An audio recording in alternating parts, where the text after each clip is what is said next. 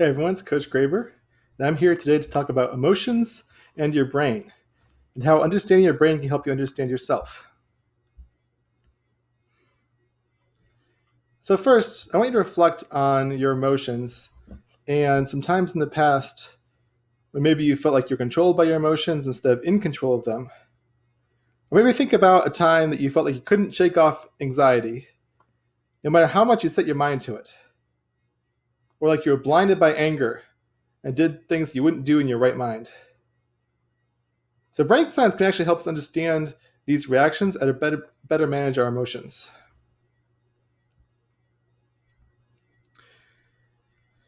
The brain is a very complex organ, but we're going to look at two different parts of the brain in our discussion of managing emotions. So first we'll talk about the amygdala. The amygdala is where our strongest emotions are generated, and it's back in the back of your brain down towards the bottom by your spine and your brain stem. So right back around here behind your ear is your amygdala. So we're back here. The prefrontal cortex is where your logical thinking occurs. This is in the very front of your brain, right here and behind your forehead. So the amygdala, again, that's back here, it works as your brain's security guard. So its job is to send your brain into a fight, flight, or freeze mode when it senses danger. So it'll generate the deep emotions of anger and fear, anxiety, frustration, all for the purpose of keeping you safe. So as a security guard, the amygdala reacts very quickly and acts before the prefrontal cortex, the logical part of your brain, can react. The prefrontal cortex is the conductor of the brain. It's in charge of decision making and planning, goal setting, logical thinking, and regulating yourself. With all of these roles, it's the prefrontal cortex that will help you make decisions for yourself that align to your goals and make sense and are logical.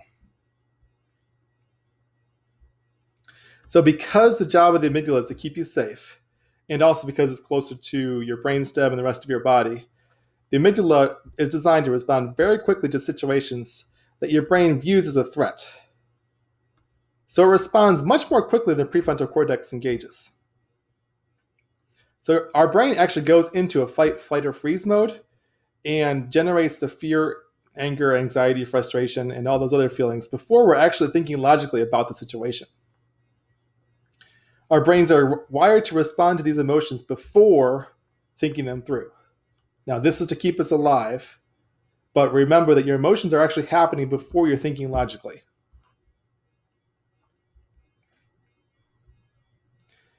Now, once your brain is in a fight, flight, or freeze mode, its main concern is actually just to keep you safe.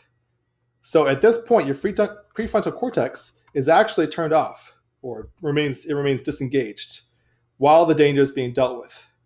So your brain, this front part of your brain here, is actually not even working while you're working through these very strong emotions that are trying to keep you safe. So at that point, when you're working through the fight, flight, or freeze mode, it's very difficult to think logically and to control your actions. So the goal, in order to align our actions with logical thinking and to be able to control our actions, is we have to get our prefrontal cortex engaged in the situation and override the fight, flight, or freeze mode. So when you find yourself reacting to a situation, it can be very helpful to pause to give your prefrontal cortex time to engage. So the brain science suggests that you can take a deep breath when you find yourself about to react, and it will give your prefrontal cortex time to engage and allow you to respond thoughtfully to a situation. So if you feel yourself starting to react and starting to go into this mode, if you take a deep breath, it'll actually give your prefrontal cortex time to engage and give your brain the oxygen it needs for the prefrontal cortex to work.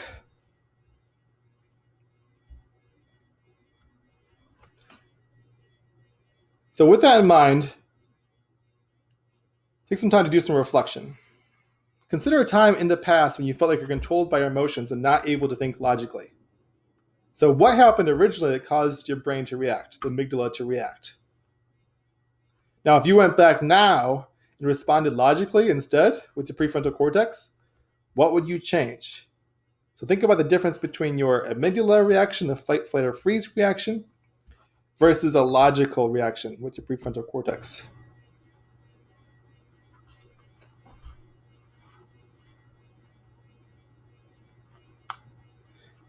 All right, that's all I have for today. Have a great day.